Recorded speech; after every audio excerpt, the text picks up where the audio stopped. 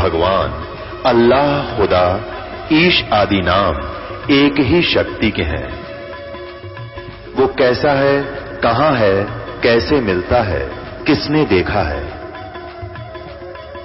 ये प्रश्नवाचक चिन्ह पूर्ण रूप से हटाने के लिए अवश्य सुनिए जगत गुरु तत्वदर्शी संत रामपाल जी महाराज के अमृत वचन, सर्व पवित्र धर्मों के पवित्र शास्त्रों के आधार पर।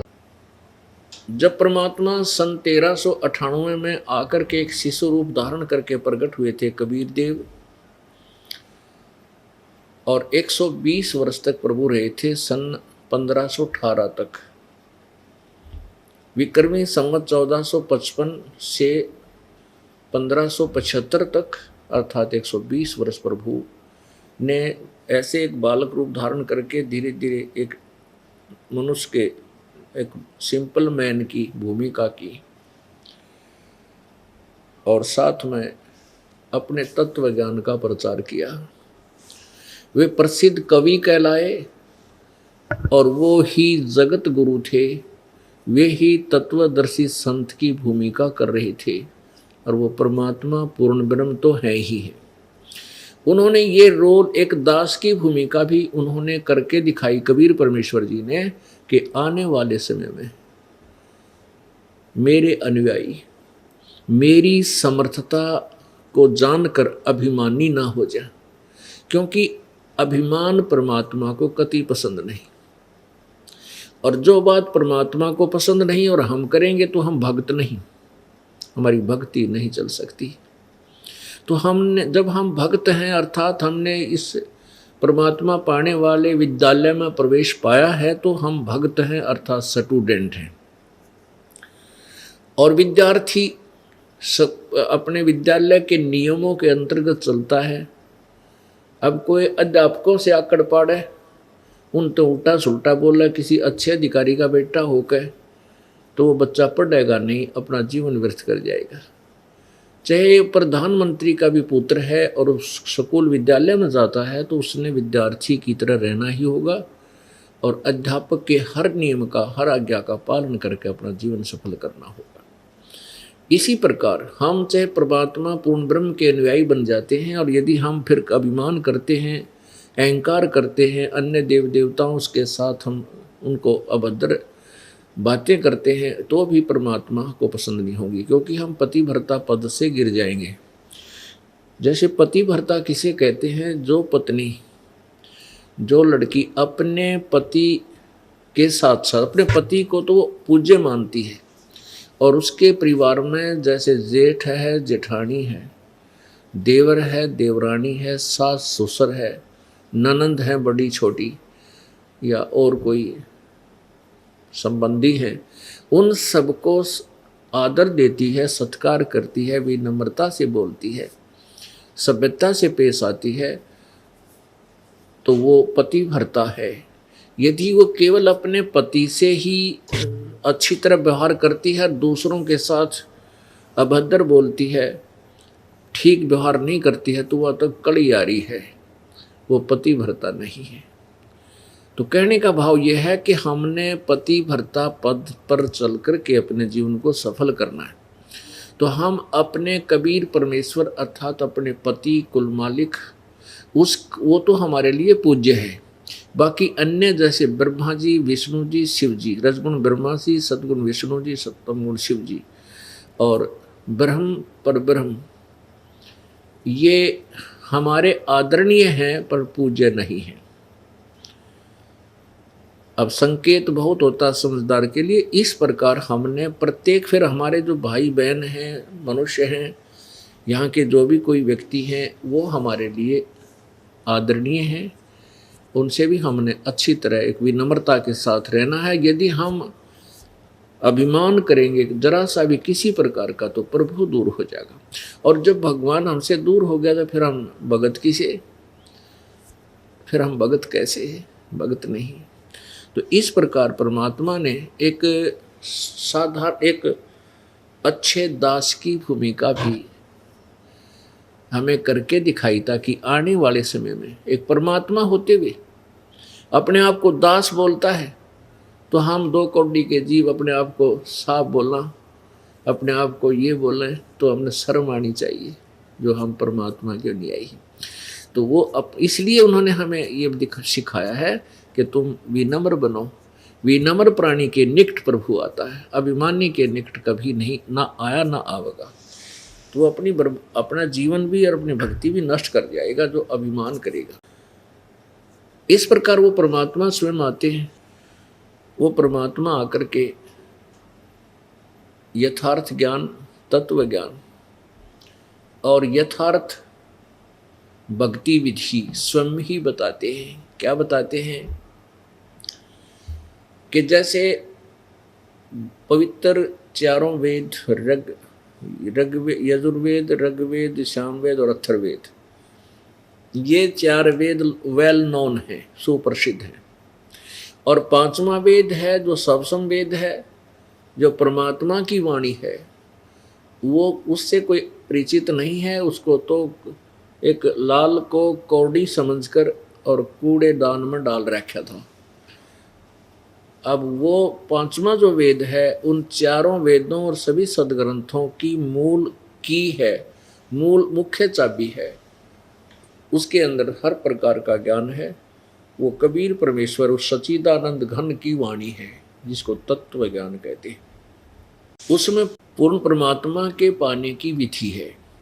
जैसे पवित्र वेदों में, पवित्र श्रीमद् भगवत गीता जी में केवल ब्रह्म तक की साधना का ही ज्ञान है। उसमें उसका ओम मंत्र है और यज्ञ करनी होती है, यज्ञ धार्मिक अनुष्ठान, केवल इतना ज्ञान है। धार्मिक अनुष्ठान तो करने ही करने हैं। ये तो चाहे ब्रह्म की साधना करें, चाहे परब्रह्म की करें या पूर्ण ब्रह्म की करें, यज्ञ तो हमने करनी है। 5 यज्ञ होती हैं। एक यज्ञ है धर्म की, दूसरी यज्ञ है ध्यान, और तीसरी यज्ञ हवन की, चौथी यज्ञ प्रणाम, और 5वीं यज्ञ है ज्ञान की, जो आपको ये यथार्थ ज्ञान दिया जा रहा है। तो इन 5 यज्ञों को, 5 अनुष्ठानों को हमने करना ही करना है। और पूजा किसकी करनी है? जैसे हमने भांग बो दी तो भांग में सिंचाई की जरूरत पड़ती ही पड़ती है।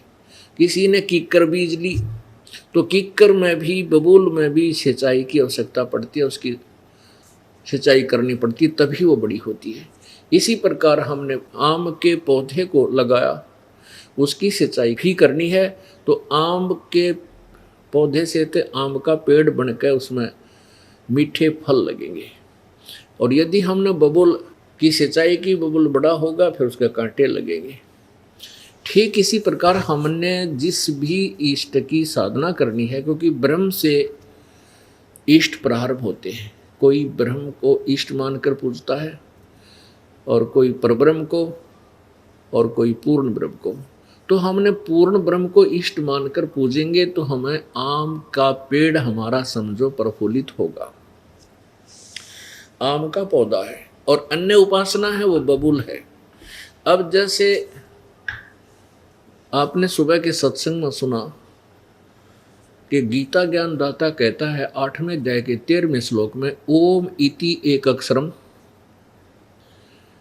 ब्रह्म व्यवहारन माम अनुसमरण, और यह प्रयाति तजंदेहम सयाति परमाम गतिम। मेरा मुझ ब्रह्म का केवल एक ओम अक्षर, यही एक ओम अक्षर है उच्चारण करके सुमरण करने का।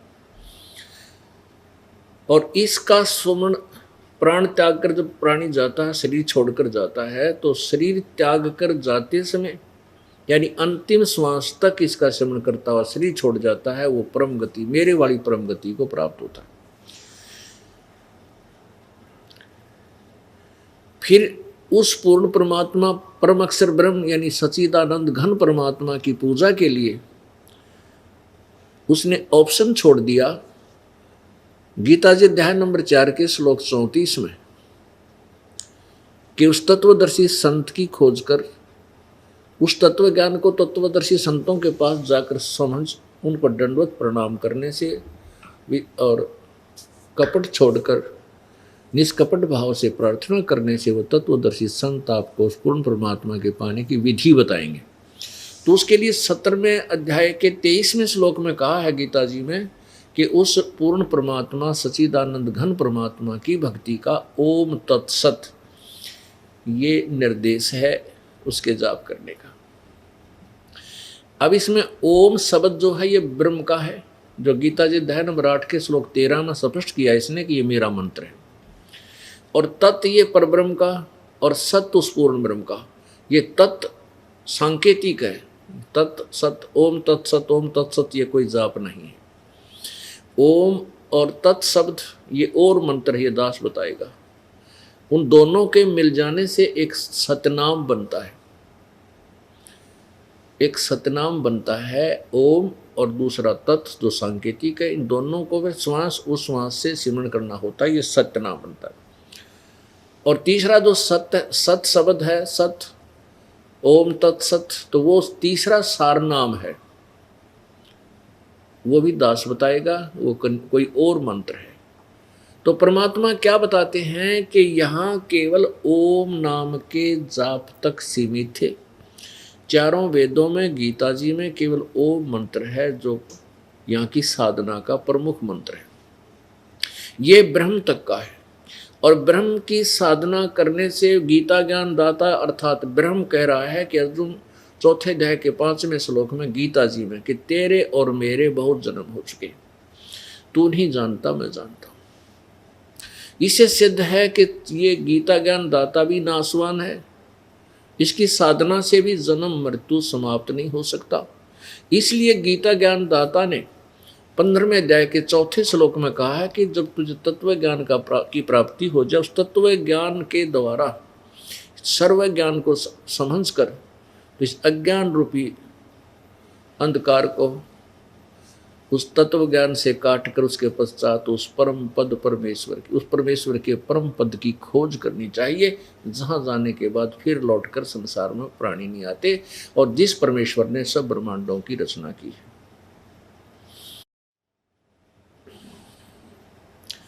और गीता ज्ञान दाता कहता मैं भी उसी की शरण हूं। तो पुण्यात्माओं,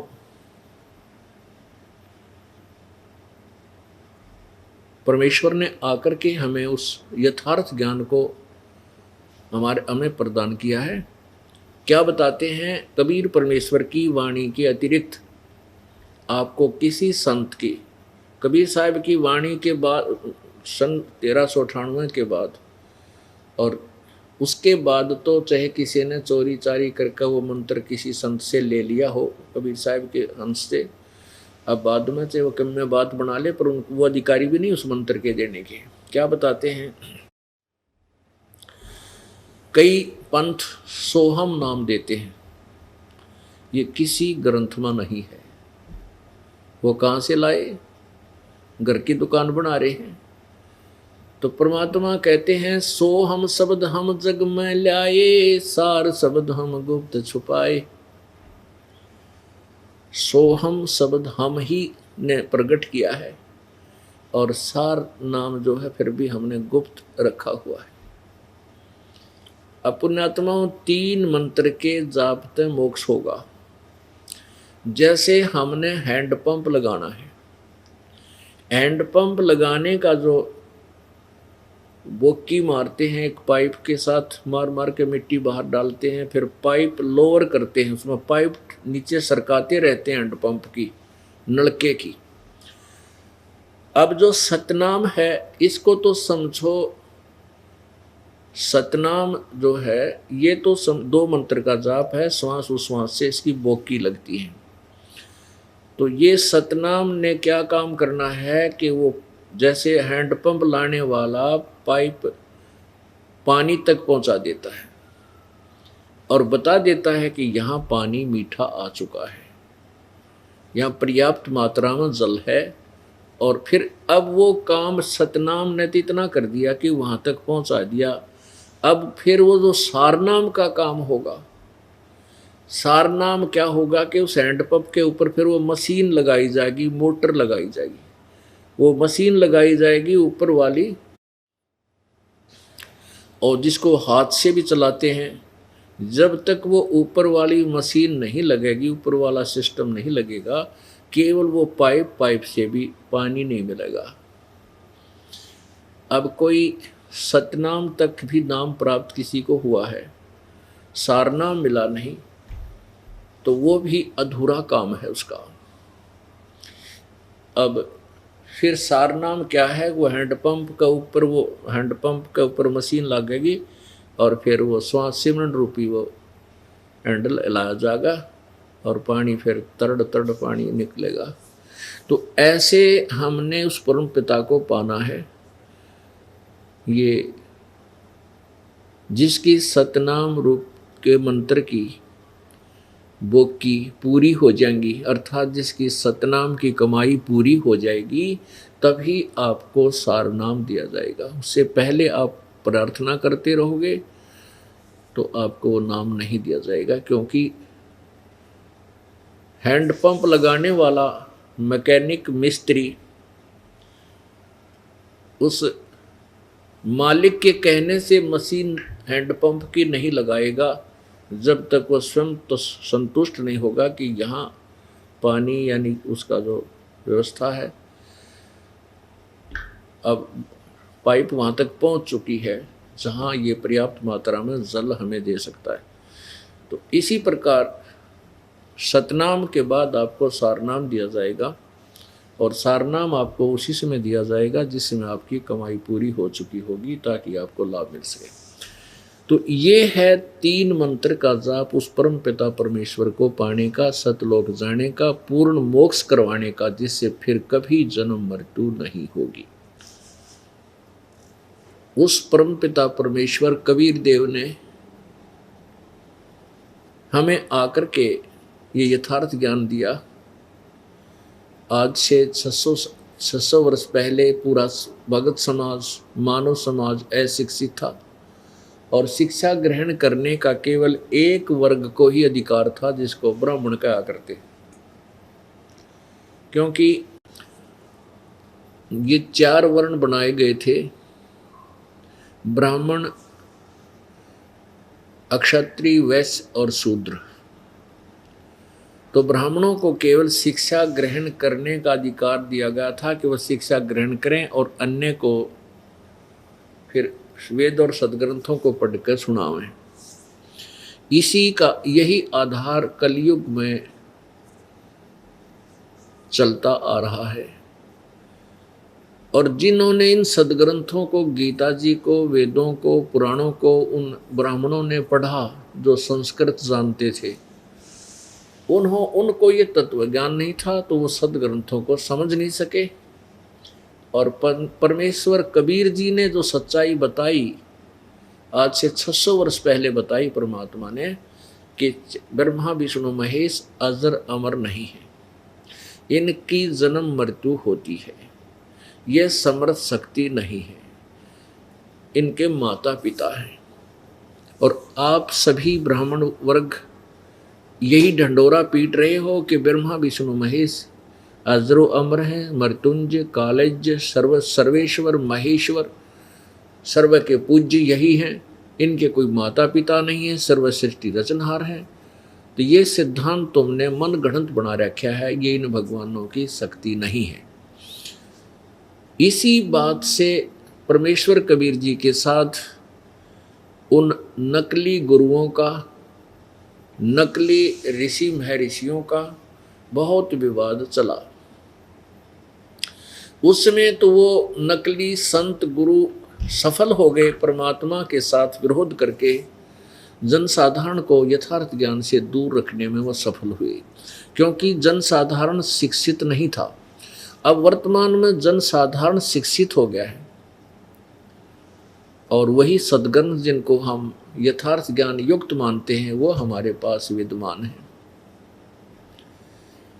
अब परमेश्वर ने यही कहा था अपनी प्यारी आत्मा धर्मदास जी से कि धर्मदास, मैं तुझे ये ज्ञान सुना रहा हूँ, ये तत्व ज्ञान तुझे बता रहा हूँ, लेकिन अभी इस तत्व ज्ञान को तू लिख ले, परंतु जनसाधारण को भी बताना नहीं तो ये नकली संत, नकली गुरु, नकली महर्षि हमारे इस तत्व ज्ञान की नकल करके रोजी रोटी के लिए जनता को यही ज्ञान बताने लग जाएंगे। और जब पिछली पीढ़ी आवेगी जो अब वर्तमान में इस समय चल रही है, सन 1947 से समझ लो ये प्रारंभ होगी हमारे हिंदुस्तान में। जैसे हिंदुस्तान आज़ाद हुआ, ये समझ लो यहाँ की पिछली पीढ़ी शुरू होगी। ये सब शिक्षित होने लगे, बहन बेटी बुजुर्ग बूढ़े भी पढ़ा दिए, प्रौढ़ शिक्षा लगा दी गई। तो इस पिछली पीढ़ी तक इस तत्व ज्ञान को प्रकाश में नहीं आने देना था परमेश्वर कबीर जी ने, जबकि ये हमारे सदग्रंथों में विद्यमान है। और जिन सदग्रंथों को हम ऑथेंटिक मानते हैं, जिनको आज भी हम ऑथेंटिक मानते हैं, उन्हीं में विद्यमान है। और जो हमारे गुरुजी थे पवित्र हिंदू समाज के, हिंदू धर्म के, वो नकली, वो कहा, वो अपने सदग्रंथों की आड़ लेकर के कि पुराण में ऐसा लिखा है, उस पुराण में ऐसा लिखा है, वेदों में ऐसा लिखा है, तो वो गुमराह करते थे हमारे को। जैसे आपको बताया था कि अपने वेद तो बताते हैं परमात्मा पाप कर्म काट देता, घोर पाप को भी काट दे। और वो नकली संत ऋषि महर्षि, जैसे महर्षि दानंद का आपने सत्यार प्रकाश में देखा, 7वें समोल्लास में लिखा है कि परमात्मा की उपासना से पाप नष्ट नहीं होते, पाप अक्षमा नहीं होते, और लाभ होता है परमात्मा से मेल और उसका साक्षात्कार हो जाना। तो ऐसे उन्होंने सत्यार प्रकाश के लिए ये लिखा है कि ये वेदों जैसे सदग्रंथों के आधार से इसकी मैंने रचना की है। और नाम तो वेदों का लेकर के उसके ऊपर छाप चला दी वेदों की, और ज्ञान वेद के विरुद्ध भर दिया। अब किसी बोरी के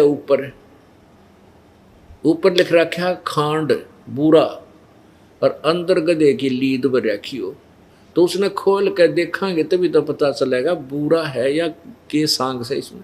तो वेदों की का लेवल लाके कि वेद ज्ञान अनुसार ये सत्यार्थ प्रकाश या अन्य नकली संत जो वर्तमान के नरे हैं, सब ने यही कर रखा है, शास्त्र के विरुद्ध व्याख्या के अपने अनुभव, शास्त्र के विरुद्ध, सदग्रंथों के विरुद्ध जो अपनी अनुभव की बुक लिख दी और लिख दिया ये वेदों के आधार पर लिखा है। तो उन वेदों और गीता जी और पुराणों में क्या लिखा है ये आपके समक्ष अब आ रहा है, और ये हमें बकागे गुमराह करके, जिस कारण से मानव का सतर गिर गया। आज से पहले हम छोटे थे, 10-5 वर्ष के, यानी 50 वर्ष पहले, 40 वर्ष पहले की बात है। उसमें कितनी शांति थी, कितना संतोष था, अपराध कितने कम थे, और उससे और पीछे चले तो और भी अंतर था। लेकिन इन अज्ञानी संतों ऋषियों के कारण मानवता गिरती चली गई। एक माया के अतिरिक्त हमने कुछ भी दिखाई नहीं देता। हमारे पास धन जोड़ने का तरीका चाहे हम किसी तरह अपनाएं तो सब इसी काम पर लग रहे हैं। ना कोई लोक लाज करते हैं, ना उनको कोई शर्म है, ना लिहाज रही। बाण भाई का भी कोई आपस में प्रेम नहीं रहा, केवल माया ही माया दिखाई देती है। तो इसका कारण यही रहा है कि हम इस तत्व ज्ञान से अपरिचित रहे। परमात्मा से मिलने वाली राहत हमें मिली नहीं, क्योंकि हमारी साधना शास्त्र विरुद्ध रही।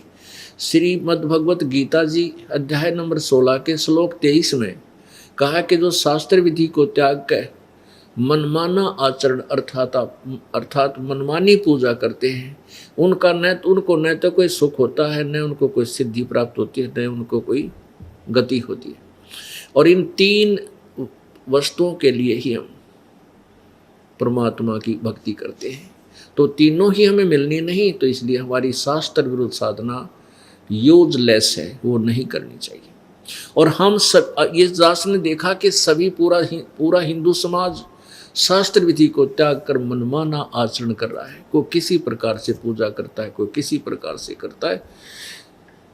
तो उस अज्ञान को हटाने के लिए परमेश्वर ने ये तत्व ज्ञान हमें दिया। एक समय की बात है, कबीर परमेश्वर जी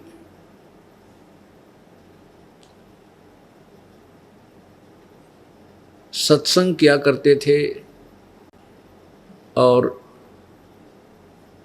अपने अनुयायियों को बताया करते थे कि जो साधना ये वर्तमान के ऋषि, महर्षि, गुरु, ब्राह्मण लोग आपको बता रहे हैं, ये बिल्कुल गलत है। इस साधना से, इस पूजा से आपको कोई लाभ नहीं हो सकता। आप अपना जीवन व्यर्थ कर रहे हो। पुण्यात्मा, उसमें शिक्षा का अभाव था। इस कारण से परमेश्वर के ज्ञान को महत्व कम देते थे, लेकिन समाधान को महत्व वो प्राणी ज्यादा देते थे। परमेश्वर के गुणों में लिखा है कि परमात्मा प्राणी के घोर पाप को भी नष्ट कर देता है। जैसे आपको दुख है, वो दुख किस कारण से है? आपके किसी पिछले जन्म के अपराध से है, पाप कर्म से है। और जब तक वो पाप कर्म आपका नष्ट नहीं होगा, उसको अक्षमा नहीं किया जाएगा, तब तक आपको चैन नहीं हो सकती, वो दुख सुख नहीं हो सकता। जैसे किसी के पैर में कांटा लगा हो और कांटा लगे पैर में जूता नहीं पहना जा सकता। अब कांटे के कारण कष्ट है, कांटा निकले तो कष्ट दूर हो। इसी प्रकार आपको पाप कर्मों के कांटे लगे हुए हैं। और अब परमात्मा कबीर जी के इस सत्संग स्थल में, इस पूजा की विधि से वो कांटे निकलेंगे और फिर आपको कहा जाएगा कि राम नाम का जूता अब कभी मत निकालना। जैसे आप कहीं जा रहे हो और आपका कांटा लग जाए और वो कांटे की पीड़ा बहुत होती है, फिर वो कांटा निकलने के बाद फिर आप उस रास्ते पे कभी नंगे पैर नहीं चलोगे, जूता पहन कर चलोगे, कहीं फिर कांटा ना लग जाए, फिर वही दुख पैदा ना हो जाए। तो परमात्मा जैसे ये जितने भी संत हैं, महंत हैं, जितने भी ऋषि महर्षि हैं, इनका एक ही सिद्धांत है कि जैसा कर्म प्राणी करता वो भोगना ही पड़ेगा। प्रारब्ध कर्म तो भोग कर ही समाप्त होता है। दुख है तो दुख भी भोगना ही पड़ेगा। पुण्यात्मा फिर भक्ति कौन करेगा? फिर परमात्मा की साधना की आवश्यकता ही क्या रह जाएगी? जब दुख न्यू का न्यू बना रहा और कोई राहत मिलनी नहीं, तो कोई ना बजा भगवान, बजाय को नहीं जा। जैसे किसी के पैर में कांटा लगा हो और उसके कोई किसी के पास जाता, वो कांटा लगे पैर वाला, और कहे भाई मेरे को बहुत पीड़ा हो रही है, वो ये तो बता दे कि तेरे पैर में कांटा है जिस कारण से तुझे पीड़ा है। कांटा तो निकला नहीं, जूता पहन ले, आगे कांटा नहीं लगेगा भविष्य में। तो कांटा लगे पैर में जूता पहना नहीं जा सकता, वो तो कांटा निकला है। और फिर उसको कहे भी जूता मत निकालिए, तो इस डर से जूता पहनेगा कि भगवान कहीं फिर कांटा ना लग जाए। तो ऐसे ही आप यहाँ दुख में आए हो, आते ही आपके कांटे, क्योंकि हमारा घने कांटे लाग रहे हैं, एक दो जो कांटा तो आपका ऐसा निकाल देगा परमात्मा, आप सोचते रह जाओगे हे भगवान, सचमुच परमात्मा आज भी ये सुख देता है।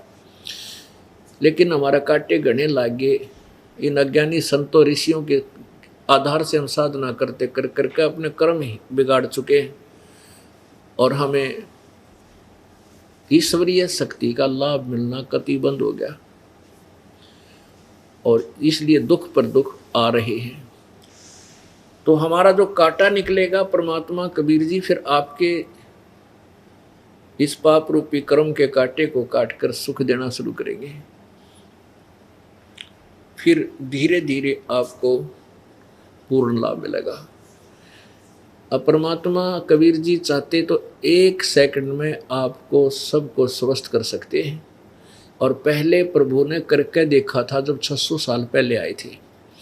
एक समय उस समय जो परमात्मा कबीर जी सन 1398 से सन 1518 तक 120 वर्ष रहे, उस समय न जाने कितने दुखी प्राणी मालिक के पास आए, आशीर्वाद मात्र स्वस्थ हो गए, उनको सुख हो गया, उनके ऊपर आपत्तियां समाप्त हो गई, उनके जो काम अटके हुए थे वो ठीक होने लगे, रोग भी दूर हो गए।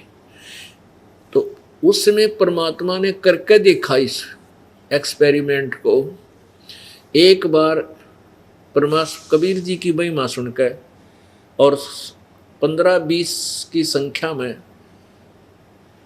कोढ़ी पहुंच गए कबीर जी के पास। तो परमेश्वर ने से प्रार्थना की, प्रभु हम बहुत दुखी हैं। परमात्मा बोले भाई नाम भक्ति करो, जब बात बनेगी। हाँ जी, जो आप कहोगे कर लेंगे। अब परमात्मा ने प्रथम मंत्र दिया, उनका कोढ़ ठीक हो गया आशीर्वाद से, और कहा भाई तुम आया करियो सत्संग, 1 महीने में 1 बार तो जरूर मेरे पास आना बेटा। अब वो स्वस्थ हो गए, फिर क्या क्यों आए थे, नहीं आए, जाते रहे। स्वस्थ हो गए, फिर तो बकवाद भाव प्राणी को। तो परमात्मा कहते हैं कि सुख तो मैं 1 बार दे दूंगा, पर यू काल तो मैं फिर ले जाएगा अपने पाले में, अपने अखाड़े में। तो इसलिए थोड़ा बहुत कष्ट भी आपको बना रहे अब क्योंकि अब ये ऑपरेशन प्रारंभ हो गया आपके जन्म मरण के रोग काटने का, यानी पूर्ण मोक्ष प्राप्त करने के लिए आप यहाँ आए हो। और अब आपको कैसे पूर्ण मोक्ष होगा ये परमात्मा ने देखना है, आपकी नहीं चलेगी। तो क्या करेगा प्रभु, 1-2 सुख 1-2 दुख तो आपके ऐसे निवारण कर देगा कि आप सोचने पर विवश हो जाओगे, सचमुच यहाँ कुछ ना कुछ है। लेकिन हम भ्रमित ज़्यादा हैं, हम डरे हुए ज़्यादा हैं, कहीं उन पूजाओं को त्याग दें हमें हानि हो जाए। उन पूजाओं के करते करते तो थोड़ी दुर्गति हो रही, और उन्हीं से फिर घबराते हो। उनको कति त्यागना होगा, पूर्ण रूप से छोड़ना होगा। क्यों, जैसे हम किसी दूसरे डॉक्टर के पास जाते हैं, तो उस डॉक्टर के पास जाओगे तो उसी की टेबलेट्स, उसी का ट्रीटमेंट चलेगा, अन्य टेबलेट नहीं खानी, वो त्याग देनी पड़ेंगी। चाहे आपके पास बैलेंस पड़ी हो, उनको फेंक देना चाहिए। कोई ये कहे कि आपका भी नाम ले लेंगे हम, वो देवी देवता और वो माता धोके जावांगे, वो श्राद्ध भी निकाल लेंगे, नहीं। श्राद्ध आदि निकालना पवित्र गीता जी के अध्याय नंबर 9 के श्लोक 25 में मना किया है कि जो भूत पूजेंगे भूत बनेंगे, श्राद्ध काटेंगे, पितृ पूजेंगे वो पितृ बनेंगे, देवताओं की पूजा करेंगे देवताओं के पास जाएंगे, और मेरी पूजा करने वाला मुझे प्राप्त होगा। तो हम क्यों करें ऐसी शास्त्र विरुद्ध साधना। तो इस प्रकार आपने वो सब त्यागनी होगी।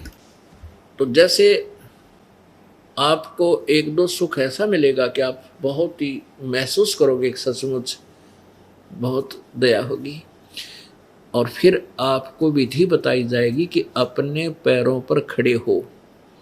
अब ये सुख ये दुख दूर तो हो जाएंगे, पर आगे कष्ट आपके ऊपर कितने भयंकर होंगे अगले जन्मों में, वो आपको याद नहीं, प्रभु को पता है।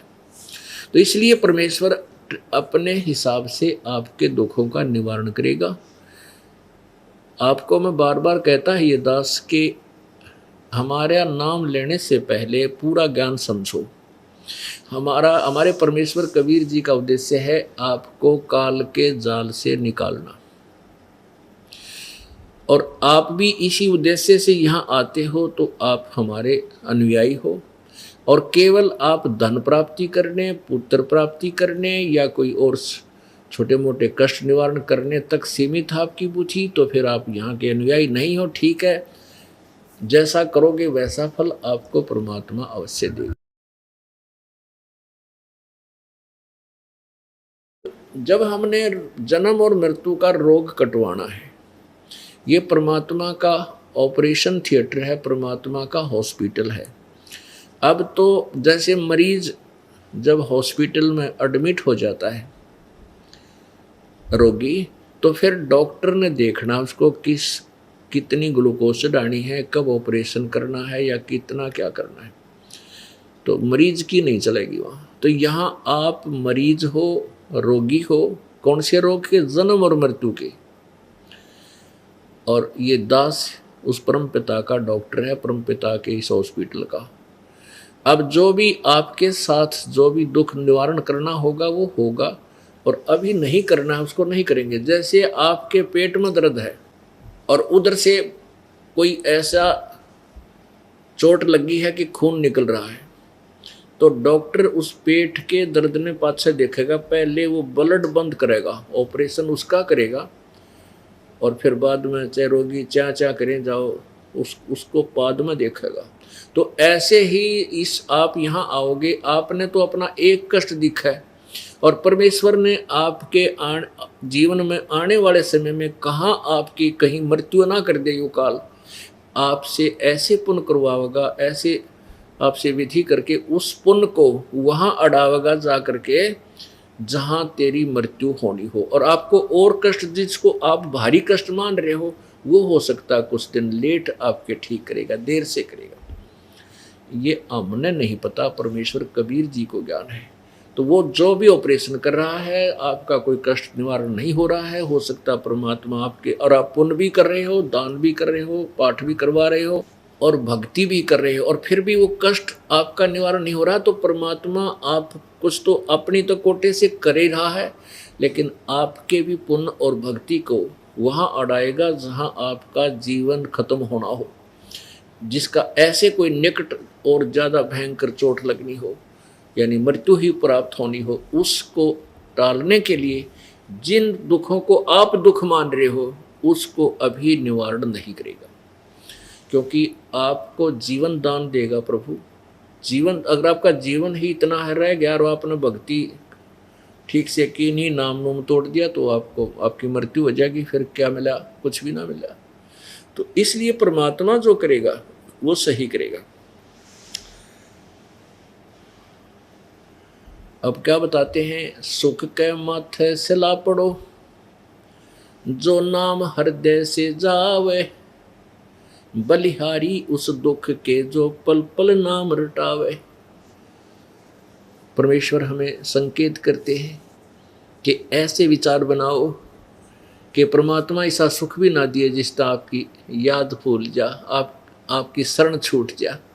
इसे सुख के आग लगे, पत्थर पड़ो इसे सुख के माथे पे, और वो दुख, बलिहारी उस दुख के जो पल पल नाम रटावे, ऐसा दुख भी देकर रखियो ताकि तेरी याद बनी रहे। तो पुण्यात्मा, हम परमेश्वर के चरणों में आए हैं, और ये परमात्मा वो है, कबीर परमेश्वर वो परमात्मा है, इसके शब्दकोश में असंभव शब्द नहीं है। परमेश्वर कबीर जी की डिक्शनरी में इम्पॉसिबल वर्ड नहीं है। केवल एक ही प्रभु है जो सर्वशक्तिमान है और सक्षम है, जो अंगारी यानी पापों का नाशक है, बंभारी जो बंधनों का शत्रु है, बंधन छुड़वाता है, बंधन से छुड़वाता, बंदी छोड़े। एक समय एक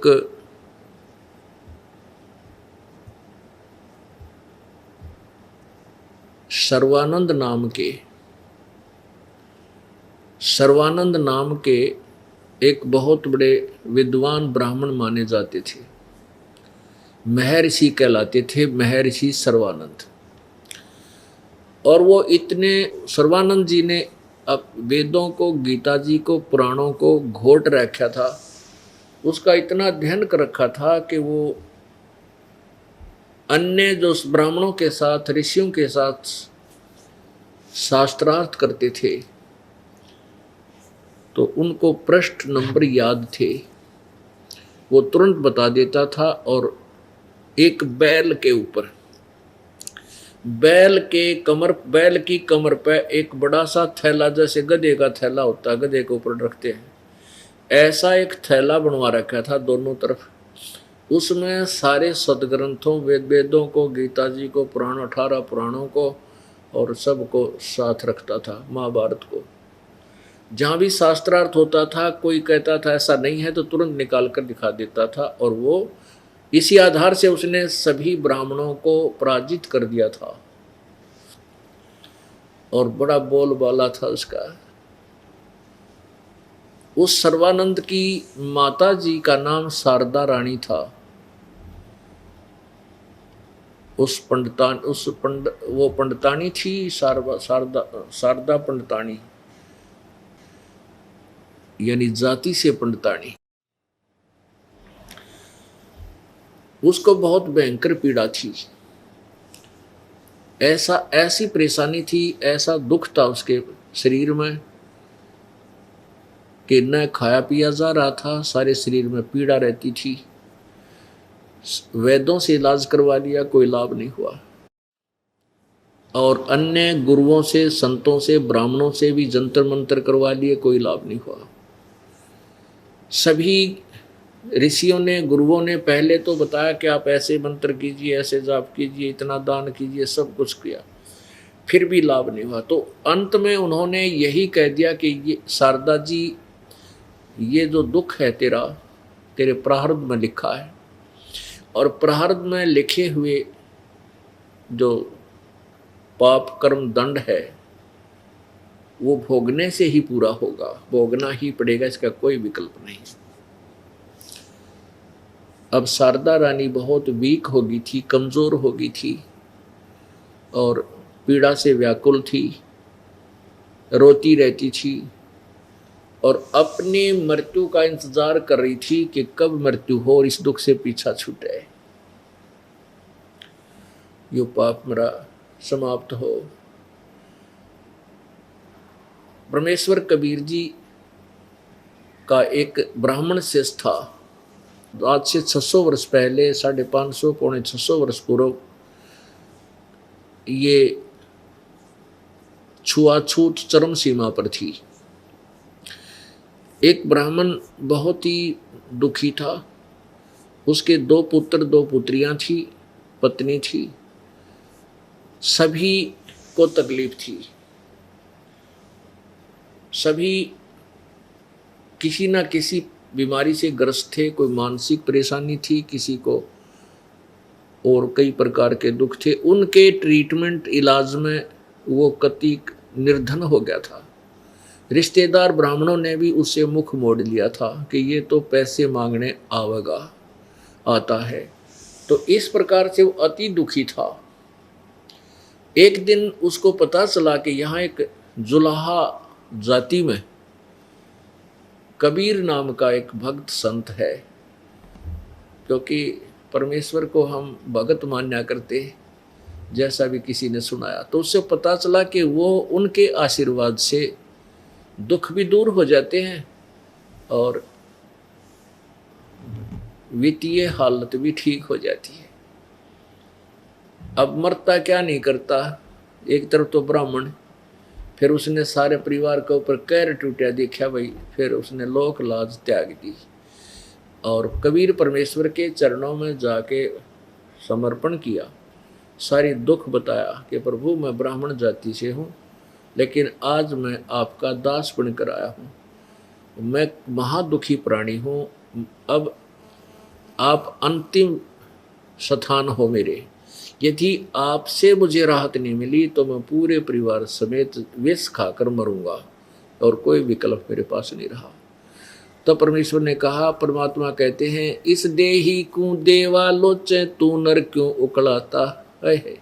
इस मनुष्य शरीर को तो देवता लोग भी तड़फ रहे हैं, लोच रहे हैं, और तू क्यों उकड़ा गया इस मनुष्य शरीर से, तू क्यों छिक लिया, तू इसे जो है दुखी हो गया। इस देही को तो देवता लोग भी वहां, क्योंकि यहाँ जैसी जिसने साधना की और फिर जब वो साधना पूरी होकर के जहाँ उसको पद पोस्ट मिल जाता स्वर्ग में, वहाँ रोता है जाके। उसको वहाँ जाकर पता होता है कि मैंने तो देव पद प्राप्त कर लिया और ये देव पद मेरा एंड होगा, समाप्त होगा, या पूंजी खत्म होगी, फिर 83 लाख योनियों में जाना पड़ेगा। वहाँ जाकर इनको पता चलता है कि वेदों और गीता में लिखा है कोई तत्वदर्शी संत की खोज करनी चाहिए, उससे ज्ञान प्राप्त करके पूर्ण मोक्ष प्राप्त करना चाहिए था। तो वो देवता लोग भी तरसते हैं इस मनुष्य शरीर को, हे परमात्मा अब का मनुष्य शरीर मिला है, पूरे संत की शरण ग्रहण करूं और मोक्ष प्राप्त करूंगा। तो यहाँ परमात्मा कहते हैं, इस देही को देवालोचन तो नर क्यों उकड़ाता। तो परमात्मा ने कहा कि नालायक, तू अपने इस मनुष्य जीवन को बर्बाद करना क्यों चाहता है, क्यों तू सुसाइड करना चाहता है। इसको देवता लोग भी तरसते हैं, तू भक्ति कर और देख प्रभु परमेश्वर आपको कैसे लाभ देता है। परमेश्वर कबीर जी ने उपदेश देने से पहले बताया, बेटा बात सुन ले, तू ब्राह्मण और मैं दानक, नाम लेने से पहले तू कुछ भी सोच ले मेरे बारे में, अच्छा बूंडा गंदा गुंडा।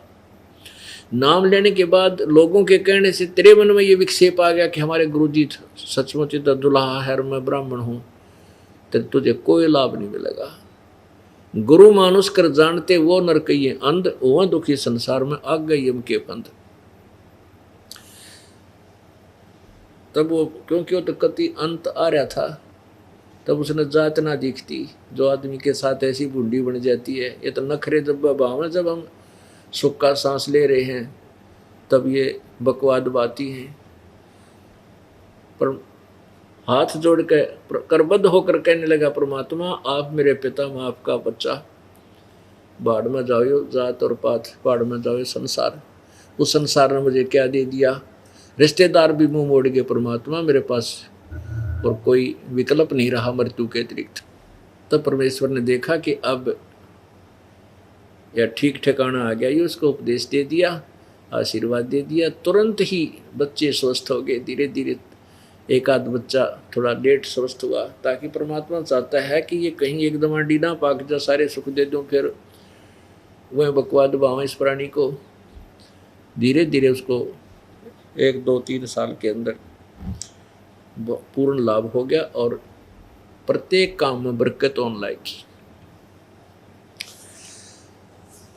ऐसे ही बहुत सारे भक्तजन श्रद्धालु परमात्मा के चरणों में आ चुके थे और उन श्रद्धालुओं को बहुत सुख हो चुका था। एक उस शारदा की मित्र सखी परमेश्वर कबीर जी की शिष्या बहुत दुखी रहा करती थी, क्योंकि यहाँ तो प्रत्येक प्राणी पर कष्ट है। जब तक ये कबीर परमेश्वर की शरण में नहीं आता सभी दुखी है। कोई आज सुखी है तो कल ना जाने के बिजली गिर जा। परमात्मा की आड़ बिना, परमेश्वर की शरण बिना ये जीव कति सुखी नहीं रह सकता। तो उसको बड़ा सहारा मिला परमात्मा की कृपा से, कबीर जी की कृपा से। वो बहन बहुत सुखी होगी, घर में भी सुख, परिवार में भी आनंद, जो दुख थे वह सब दूर हो गए। तो वो सहेली उस शारदा के पास गई, उधरती उससे मिलने, कुशलक्षेम पूछने के लिए। उसकी ऐसी स्थिति देखकर उस परमेश्वर की शिष्या ने पूछा कि हे शारदा, आपको क्या तकलीफ है? तब शारदा ने बताया, बहन के बताऊं, मैं तो अंतिम सांस गिन रही हूं, कद मेरी मृत्यु हो और मेरा कष्ट मिटे। तो सहेली ने पूछा कि कहीं आपने कोई ट्रीटमेंट, इलाज नहीं करवाया, उपचार नहीं करवाया इसका? कि उपचार करवा लिया और सभी संत पंथों महंतों के पास भी मैंने प्रार्थना कर ली, सारे जंतर मंत्र जो उन्होंने बताया मैं सब कर चुकी हूँ, परंतु मुझे लाभ कति नहीं। सब ने यही कह दिया कि तेरे प्रारब्ध का कर्म है, तुझे भोगना ही पड़ेगा। तो बहन, मैं तो अपने पाप ने भोग रही हूँ। कबीर परमेश्वर की शिष्या ने कहा कि बहन, तेरा ये दुख दूर हो जाएगा, मैं आपको यकीन दिलाती हूँ। आप हमारे गुरुदेव से एक बार उपदेश लेकर देखो, उनकी शरण ग्रहण करो। शारदा बोली, बहन मैं इन संतों से के पास सब जा चुकी हूँ, अब कौन ऐसा संत रह रहा है? ऐसा कौन सा संत शेष रह गया जो मेरे दुख न दूर कर दे? अब उसकी सखी ने, परमेश्वर कबीर जी की शिष्या ने बताया कि मेरे साथ आपसे भी भयंकर दुख था मेरे ऊपर, और भी बहुत सी परेशानियां थी। मैं अपने गुरुदेव से उपदेश लेकर के कति सुखी होगी। यही स्थिति मेरी थी जो आज आपकी है। तो फिर उसको कुछ आशा सी लगी शारदा को, तो पूछा कि कौन है आपके गुरुजी, मैं देख लेती हूँ एक बार उपदेश लेकर के। तो उन्होंने बताया कि मेरे गुरुजी कबीर जी हैं। कबीर जी हैं, कहाँ रहते हैं? शारदा ने पूछा। परमेश्वर की शिष्या ने बताया कि वो जुलाहा कॉलोनी में रहते हैं। जुलाहा कॉलोनी में क्या जाति है उनकी? अब जाति जुलाहा कॉलोनी में तो जुलाहे होंगे, और जाति कौन से वहाँ पर ब्राह्मण होंगे जुलाहा की कॉलोनी में। तो उस शिष्या ने बताया कि वो जुलाहे हैं, जुलाहा जाति में हैं। तो आप बोलिए, तेरा तो जो है ना दिमाग खराब हो गया। हम ब्राह्मण और वो एक दानक, फूटे भागते रहे, उसका नाम लेंगे। हम तो जगत के गुरु हैं, हम तो सबके पूज्य हैं, और मैं उस दानक के चरण छूंगी। मेरे आगे फिर से जिक्र मत करना। अब उस शिष्या ने कहा, शारदा आज तो ब्राह्मणी है, क्योंकि परमात्मा का ज्ञान बच्चे बच्चे में समाया हुआ था। जो उनके शिष्य थे, शिष्या थी, उसने बताया कि आज आप ब्राह्मणी हो और आपकी मृत्यु होगी, कल आप दानकों का जन्म नहीं ले सकती। क्या गारंटी है कि ब्राह्मण का जन्म लेंगे? ऐसा नहीं है विधान मालिका। पशु पक्षी की योनियों में भी जा सकती है। अब इतना तो ज्ञान था उसको, पर पत्थर पड़ जाए बुद्धि पे, यो मान बढ़ाई, ईर्षा, जाति का अभिमान, कोई राजपद का अभिमान, ये जीव का सबसे बड़ा शत्रु है। तो शारदा कहने लगी, हाँ ये तो बात तेरी है भी, पुनर्जन्म तो कहीं भी हो सकता है, फिर क्यों कर्म बिगाड़ा अपने? इस तेरे ब्राह्मण समाज ने तुझे क्या दे दिया? तू भुगतन लाग गया पड़ी पड़ी, और वहां जाते ठीक होगी, मैं गारंटी लेती हूँ। तो शारदा कहने लगी, ना कोई बात बने, शर्म आओगी, हमने के कहेगा संसार, के कहेगी ये ब्राह्मण समाज में जाति से घेर देंगे, न्यू कर देंगे। अब वह तो चली गई, वे ठीक है, जैसे तेरी इच्छा हो ऐसे कर ले। कुछ दिनों के बाद वही ब्राह्मण जो कबीर परमेश्वर जी का शिष्य हुआ था और सर्व दुखों से उसका छुटकारा हो गया और 2 पैसे घर पर भी हो गए, वो भी उनका नाती पड़ा था, शारदा का दूर का नाती था। और शारदा उसके दुख से परिचित थी कि वो बहुत दुखी है, इतना उसको ज्ञान था, लेकिन वो सुखी हो चुका था ये पता नहीं था। तो परमात्मा कबीर जी कहते, सो चल छिद्र मैं करूं अपने जन के काज। वह प्यारी आत्मा थी शारदा जी, वो ब्राह्मणी कबीर परमेश्वर की किसी पहले वाले जन्मों में परमेश्वर की शरण में रही थी। अब काल ने तो हमें ने दुखी कर रखा है, भ्रमित कर रखा है। मैं ऊंची जाति का, यो छोटी जाति का, यो उस मजहब का, यो उस धर्म का, हमारा धर्म बढ़िया है, उनका धर्म अच्छा नहीं है। अरे धर्म तो सारे अच्छे हैं, उनमें धार्मिकता है। तो जिनमें धार्मिकता नहीं वो धर्म किसा? जो शराब पीवें, बकरे खावें, मांस खावें, सुल्फा पीवें, यार मानस को मानस मार दे, एक धर्म का अपने धर्म वाले न मारने लग रहा है, तो वो धार्मिकता है नहीं तो धर्म किसा? धर्म तो एक ही है, वो नाम चाहे उसके कितने धर ले। धार्मिकता है तो धर्म है, यथार्थ भक्ति है तो वो मोक्ष का मार्ग है, अन्यथा नहीं है। वो ब्राह्मण वैसे ही प्रेरित हुआ कि यहाँ हमारे रिश्तेदार हैं, परमात्मा के चरणों में आया हूँ, रिश्तेदार को भी मिल के आता हूँ। वो वहाँ चले गए। वहाँ जाकर देखा तो शारदा का बुरा हाल। सारी कुशल अक्षेम पूछी तो शारदा ने कहा कि मेरा तो कोई जीवन नहीं, नरक भोग रही हूँ जीते जी। तो हमारे बच्चे, परमात्मा के बच्चों को तो कोई दुखी दिखाई देता, ये प्रार्थना होती है कि आप हमारे गुरुजी के पास चलो, उपदेश ले लो। उस ब्राह्मण ने शारदा से कहा कि आप हमारे गुरुदेव से उपदेश ले लो, आप ठीक हो जाओगी। अब शारदा ने सोचा ये तो ब्राह्मण है, जरूर अवश्य कोई ब्राह्मण से ही उपदेश प्राप्त होगा। तो उसने, शारदा ने पहले तो कहा कि मैंने बहुत संतों से जो है ना नाम आदि लेकर उनकी क्रिया करके देख ली, मुझे कोई लाभ नहीं हुआ। सब ने कह रखा कि तेरे प्रारब्ध का भोग है, ये पाप कर्म तन भोगना पड़ेगा, इसका कोई विकल्प नहीं। तो उनके रिश्तेदार जो कबीर परमात्मा का शिष्य था, उसने कहा कि शारदा मैं कितना दुखी था आपको पता है? कहाँ जी, खूब पता है मेरे को। बस मेरे दुख को अब भी याद करता हूँ तो अभी मेरा कलेजा कांप ही जाता है। और आप उपदेश ले लो, आपका भला हो जाएगा। मैं आपके परमार्थ, आपके जो ना भले के लिए कह रहा हूँ। कहने लगी, फिर कौन है आपका गुरुदेव? आप कहते हो तो मैं उनसे भी उपदेश लेकर देख लेती हूँ। कहाँ रहते हैं? कि आप ही की नगरी में, काशी में। कहाँ रहते हैं? कि जुलाहों की कॉलोनी में।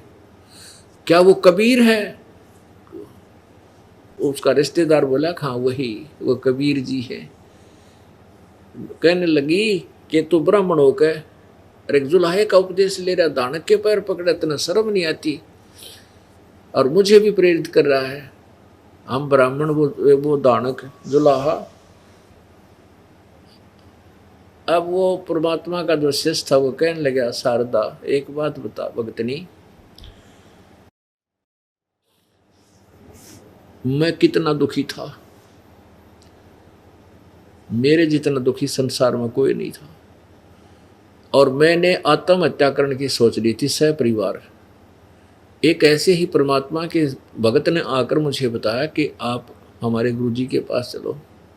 मुझे भी ऐसे धक्का सा लगा था कि मैं ब्राह्मण नकली और एक दानक के पैर पकड़ूंगा।